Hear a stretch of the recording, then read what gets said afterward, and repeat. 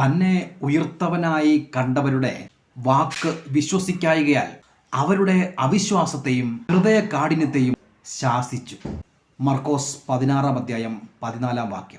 പിന്നത്തേതിൽ പന്തെഴുവർ ഭക്ഷണത്തിനിരിക്കുമ്പോൾ അവൻ അവർക്ക് പ്രത്യക്ഷനായി തന്നെ ഉയർത്തെഴുന്നേറ്റവനായി കണ്ടവരുടെ വാക്ക് വിശ്വസിക്കായികയാൽ അവരുടെ അവിശ്വാസത്തെയും ഹൃദയകാഠിന്യത്തെയും ശാസിച്ചു.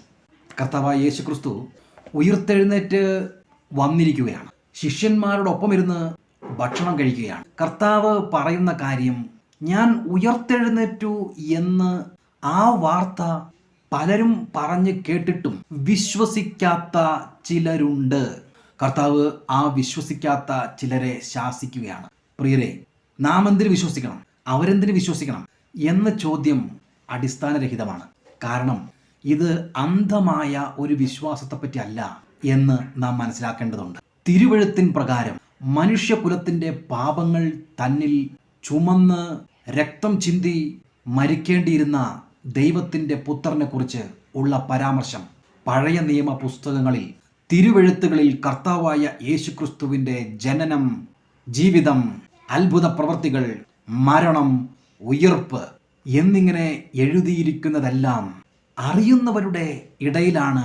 അവൻ ജീവിച്ചത്, അവൻ അത്ഭുതങ്ങൾ ചെയ്തത്, അവൻ മരിച്ചത്, ഇന്നിപ്പോൾ ഉയർത്തെഴുന്നേറ്റിരിക്കുന്നത്.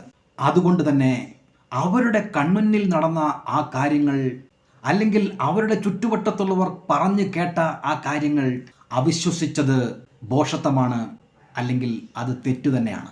ഈ തെറ്റിനെയാണ് കർത്താവായ യേശുക്രിസ്തു ശാസിച്ചത്. ഇന്നിതാ നമ്മുടെ ഇടയിൽ കർത്താവായ യേശുക്രിസ്തുവിൻ്റെ അത്ഭുതങ്ങൾ അനുഭവിച്ച എത്ര വലിയൊരു കൂട്ടമാണുള്ളത്. അതുകൊണ്ട് തന്നെ അവൻ്റെ തിരുവെഴുത്തുകളിൽ ഞങ്ങൾ വിശ്വസിക്കുന്നു, അവന് സാക്ഷിയായി ഞങ്ങൾ ജീവിക്കുന്നു. പ്രിയരെ, ഈ കർത്താവായ യേശുക്രിസ്തുവിനെ കൂടുതൽ അറിഞ്ഞ് കർത്താവായ യേശുക്രിസ്തുവിൻ്റെ വഴിയിൽ ജീവിച്ച് വിജയകരമായ ഒരു ക്രിസ്തീയ ജീവിതം നയിക്കുവാൻ ഇടവരട്ടെ എന്ന് ഞാൻ പ്രാർത്ഥിക്കുകയാണ്.